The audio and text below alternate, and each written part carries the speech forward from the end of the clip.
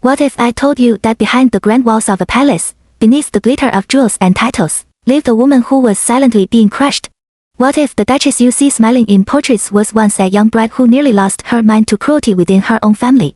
Tonight, you will step into her shoes, and by the time we reach the end, you may never look at perfect lives the same way again. Her name was Eleanor Whitmore.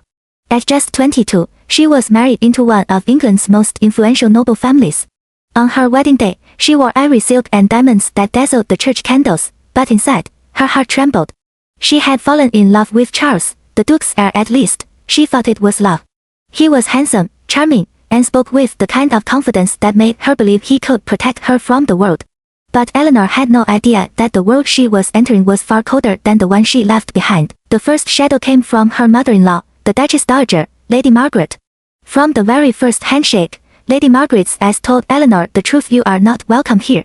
She saw Eleanor as nothing but a farmer's daughter who didn't deserve a title, a commoner who had somehow tricked her son into marriage. Every morning Eleanor tried to greet her with warmth, only to be met with icy silence or cutting remarks. The staff says you leave dishes unpolished, Margaret would snap. Do you intend to turn this household into a barn? Eleanor would force a smile, not politely, and retreat to her chambers, where she cried alone, but the deeper one came from Charles. The man who had once whispered poems under the stars slowly revealed himself to be something else. He was never outright cruel at first. Instead, he mastered the art of indifference. He left Eleanor alone at dinners, cancelled outings she prepared for, and buried himself in affairs of business and, later, affairs with other women. When Eleanor confronted him, trembling, he laughed coldly. You are too sensitive, he said. A duchess must be stronger than this. The palace became her prison. Eleanor, with her gentle heart, began to question her sanity.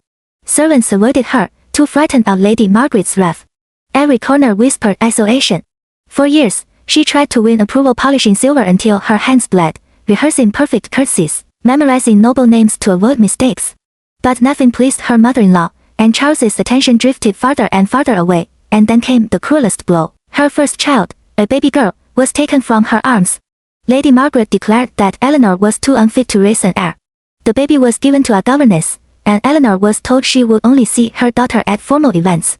That night, Eleanor nearly collapsed on the marble floor of her chamber, her sobs echoing through corridors that never carried her voice back.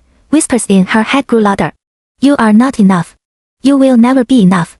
Why not end it? But Eleanor held on for the smallest of reasons. A letter from her younger sister, tucked into her gown pocket, reminded her of the girl she used to be, free, joyful, stubbornly alive. She clung to that memory as if it were oxygen. If she couldn't live for herself, she decided, she would live for the girl who once dreamed. Still, years turned into decades. Eleanor aged in silence, mocked by her mother-in-law, ignored by her husband, and erased from her child's life. Many would have broken. Many did. But Eleanor's story was far from over.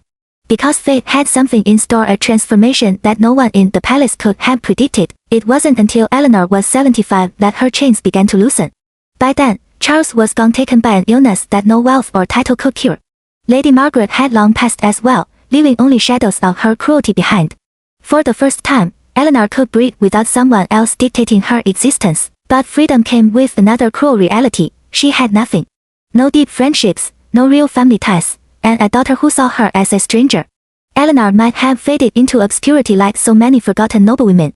But something stirred inside her, an ember of the girl she had once been. At 75, she walked into a local charity meeting, dressed simply, with trembling hands. She wanted to do something, anything that was not about her title, but about her. The organizer asked her to speak, and Eleanor, voice shaking, told her story. She spoke of loneliness in gilded halls, of women crushed by expectations, of dignity stolen by those in power. When she finished, the room was silent, then erupted in applause. From that day, Eleanor became unstoppable. She began giving speeches across the country, not as a duchess, but as a woman who had survived. She visited shelters, supported women abandoned by families, and started programs for mothers who had been silenced. For the first time in her life, Eleanor's voice mattered not for who she married, but for who she was. Her daughter, now in her 50s, eventually heard one of these speeches. For the first time, she saw not the fragile woman her grandmother had painted, but a warrior cloaked in grace. Slowly, painfully, mother and daughter rebuilt what had been stolen from them. By the time Eleanor turned 92, newspapers called her the People's Duchess. Women from all walks of life wrote letters thanking her for giving them courage. Young girls carried her story into classrooms. Even Parliament honored her for her service, and yet, when asked how she endured so much pain, Eleanor smiled softly. They tried to break me, she said. But the only chains I wore were the ones I agreed to keep. At 92, I am finally free, and freedom is the only crown I will ever need. Her life is a reminder, survival is not weakness, it is strength in its purest form. Eleanor's story teaches us that even if decades are stolen, even if love fails and family betrays, there is always time to rise. And sometimes, the greatest victory is not revenge, but becoming everything they said you could never be.